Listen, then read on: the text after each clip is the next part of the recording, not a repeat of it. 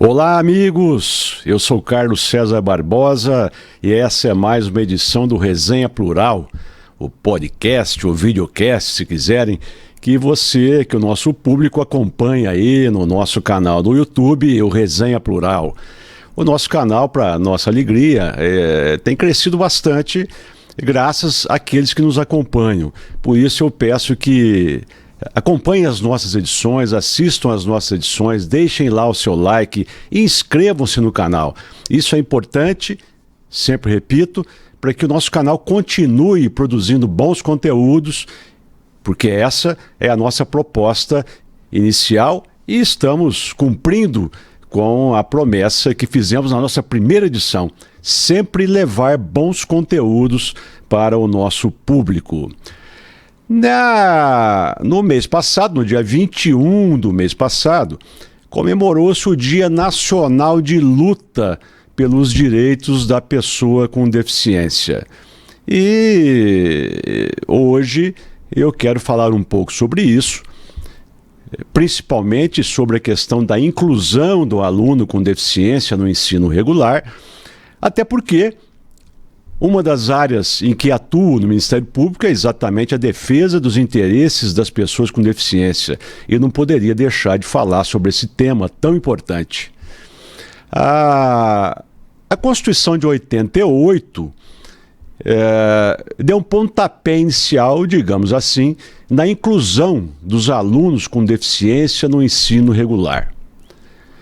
Antes da Constituição de 88, do advento da Constituição, que a gente chama de Constituição Cidadã, era muito comum as pessoas com deficiência nem saírem de casa. Muitas famílias segregavam nas suas próprias casas pessoas com deficiência física, deficiência intelectual, né, o que era algo inaceitável, né?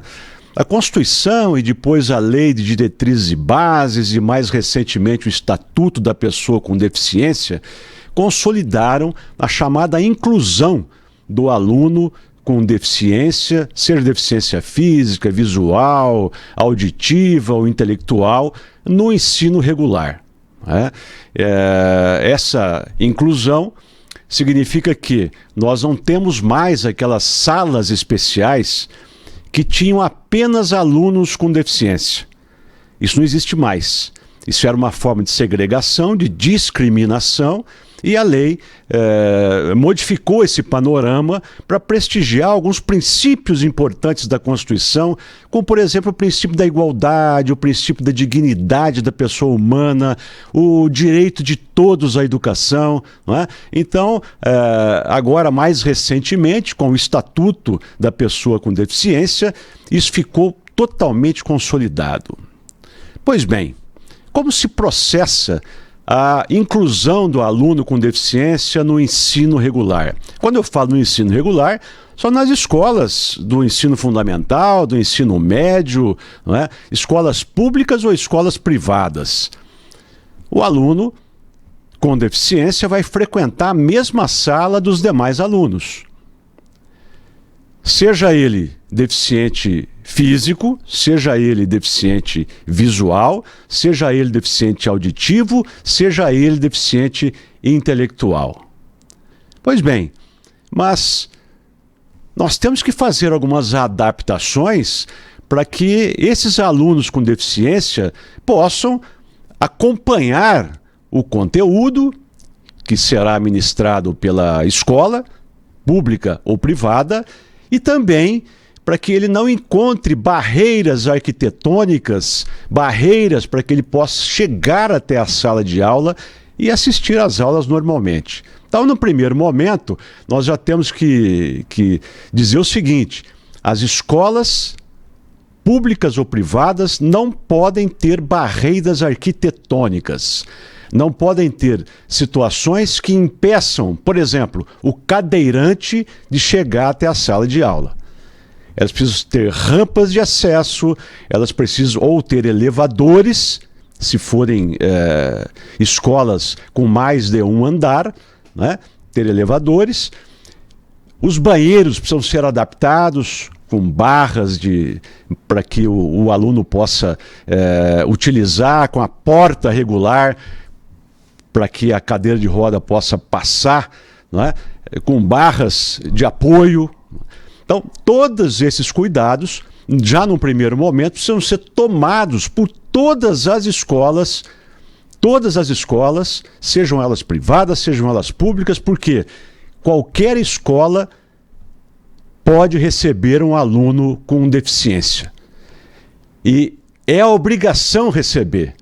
A lei passou a definir como crime o fato de um diretor de escola, um dono de escola, deixar de atender uma pessoa com deficiência.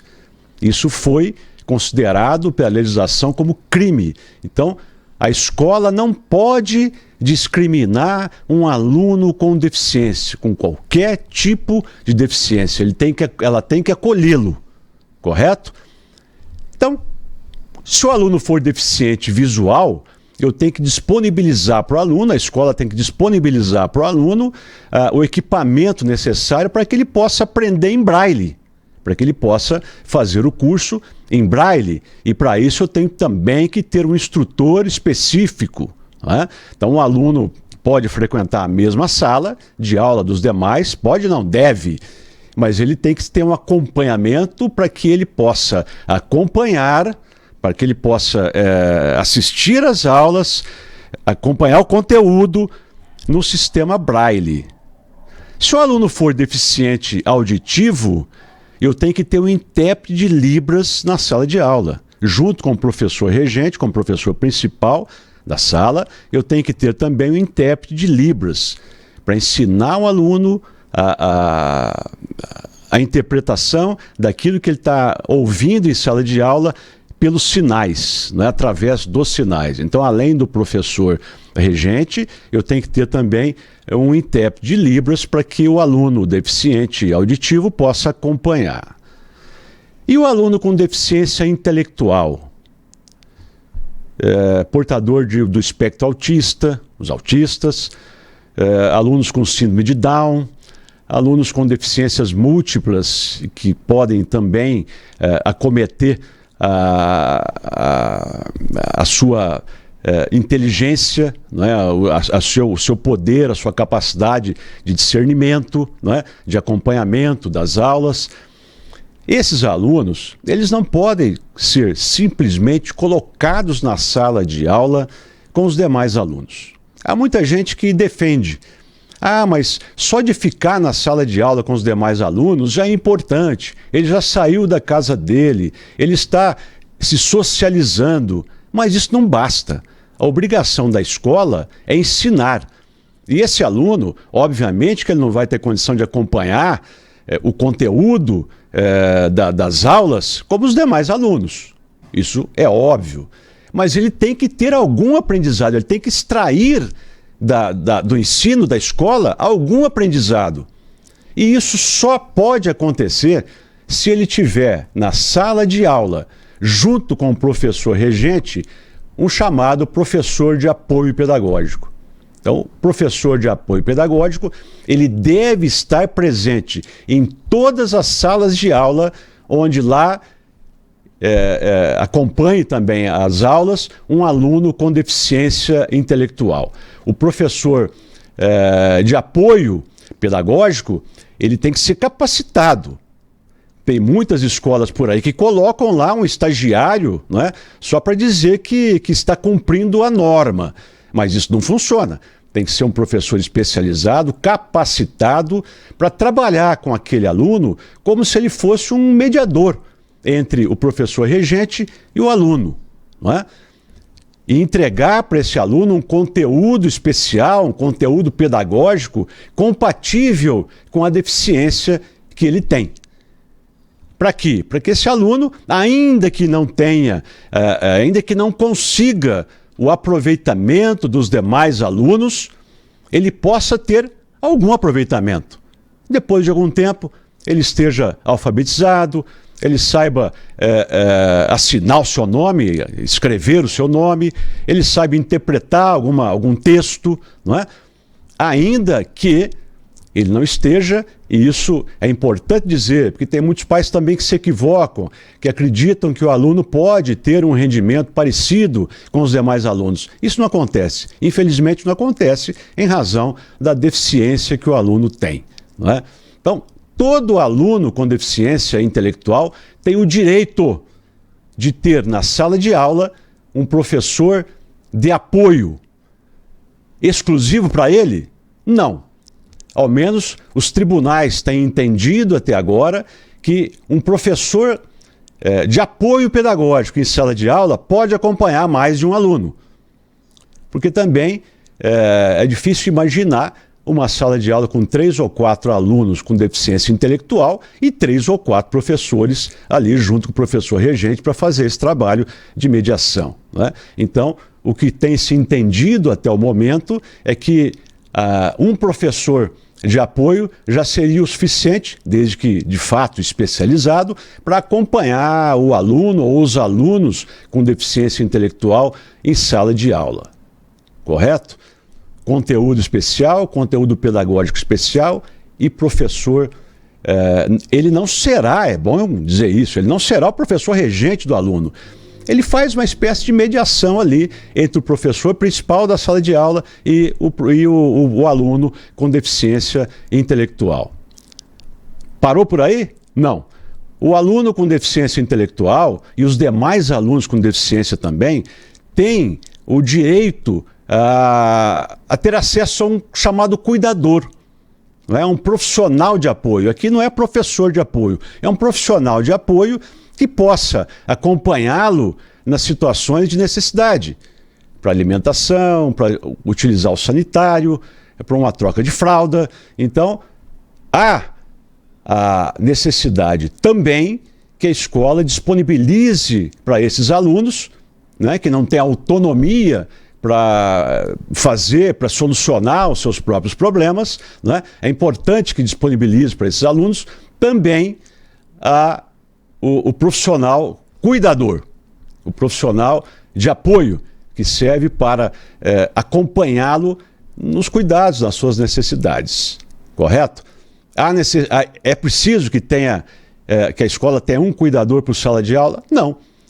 Eu posso ter um cuidador, eu posso ter um profissional de apoio para esse tipo de cuidado para várias salas de aula. Quando o aluno necessitar, o professor regente, o professor principal, chama o cuidador e o cuidador presta o atendimento necessário àquele aluno.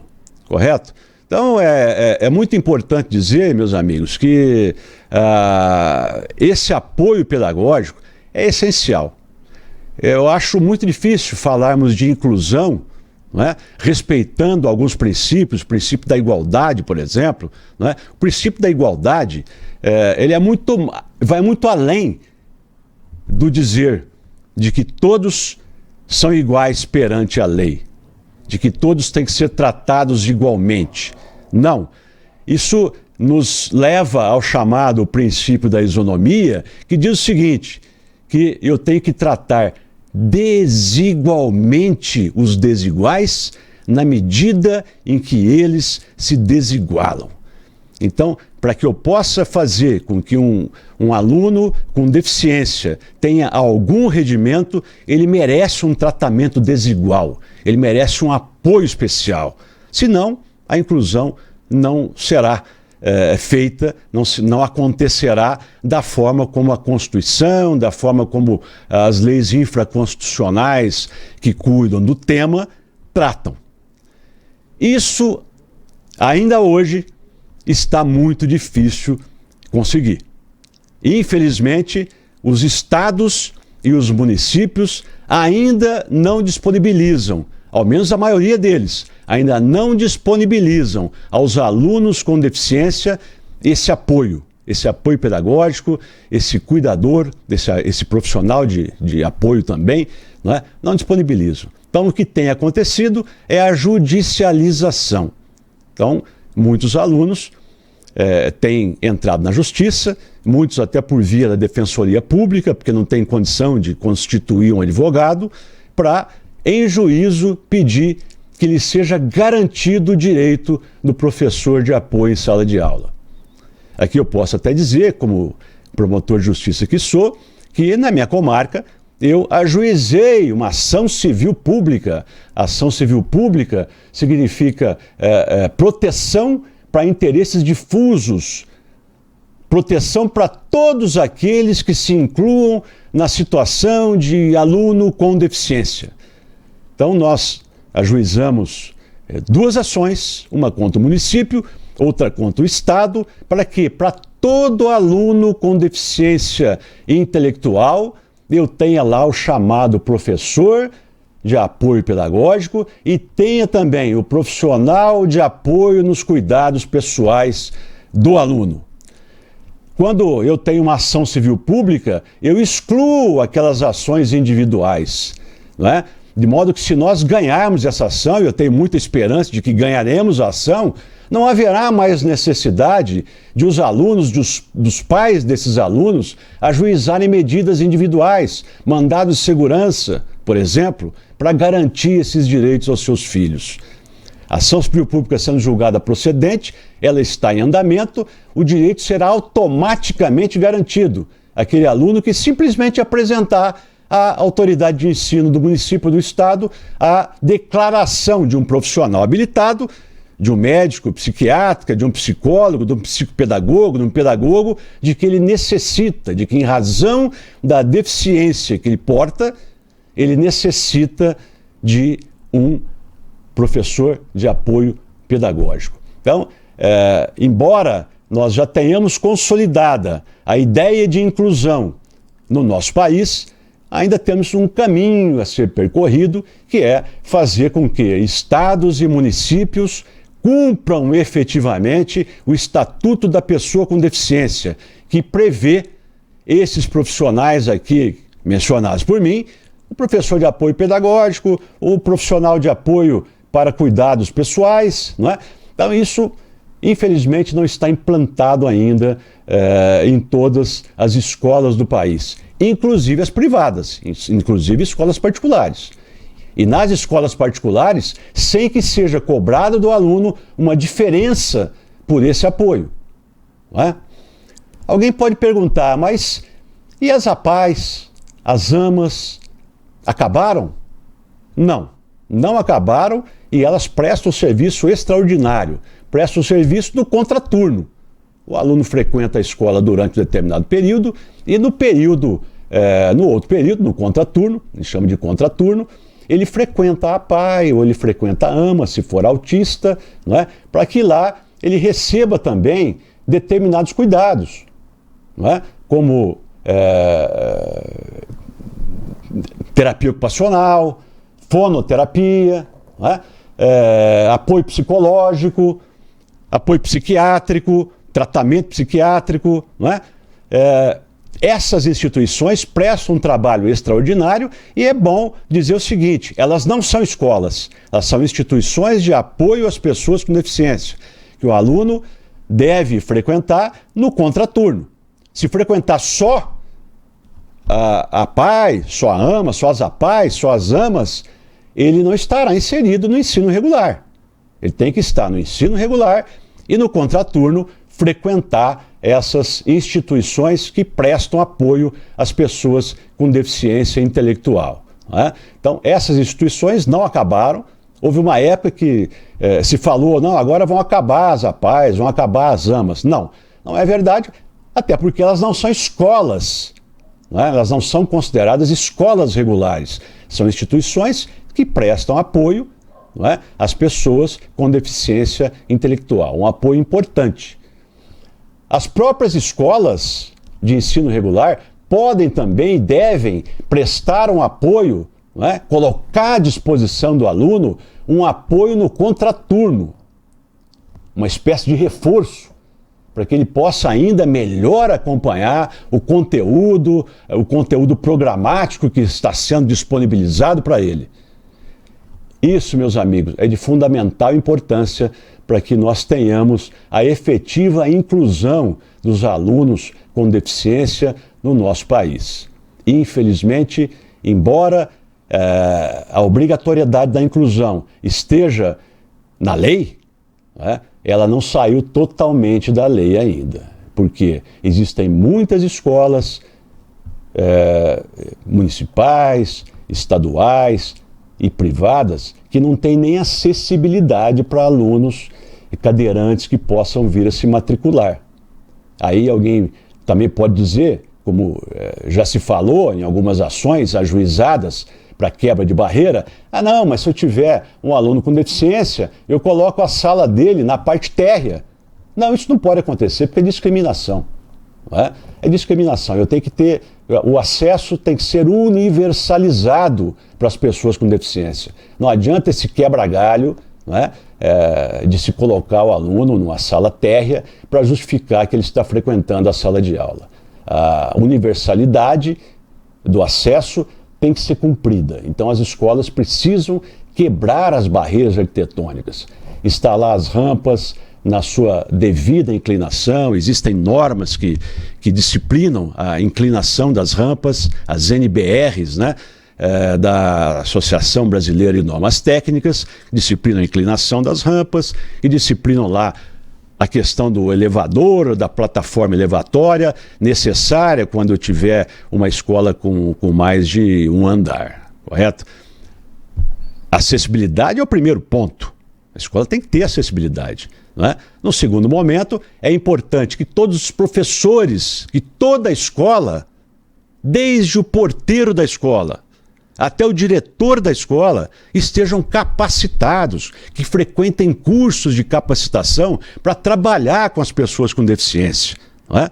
Eu tenho aí a diversidade, não é? E os profissionais do ensino precisam aprender a trabalhar com a diversidade.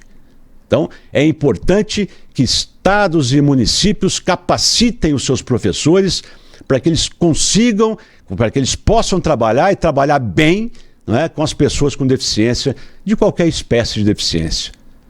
E tão importante quanto isso é que o apoio pedagógico não seja preterido. O aluno não pode ficar em sala de aula sem o apoio pedagógico. Não é? Simplesmente como se fosse lá um mero assistente sem entender absolutamente nada, não é? Sem entender absolutamente nada. Essa também é uma forma de ridicularizar o aluno com deficiência. É uma forma de conspirar contra a dignidade dele, não é? De tratar ele de uma forma desigual, no sentido negativo. O aluno com deficiência ele tem que ser tratado de uma forma desigual, no sentido positivo. Eu tenho que torná-lo o mais igual possível com os recursos que eu tenho disponíveis, que no caso do aluno com deficiência intelectual são o professor de apoio pedagógico e o profissional cuidador. Correto?